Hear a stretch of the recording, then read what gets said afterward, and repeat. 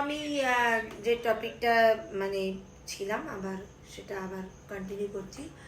তো ঠাকুরকে সবসময় আগে মানবেন, আর এটা মনে রাখবেন যে আর আপনার কাজ, আপনার নিয়তটা সেটা পরিষ্কার রাখবেন, ভালো রাখবেন, সাকসেস একদিন নিশ্চয়ই আপনি পাবেন। আর নিজের জার্নিটাকে কন্টিনিউ রাখতে হয়।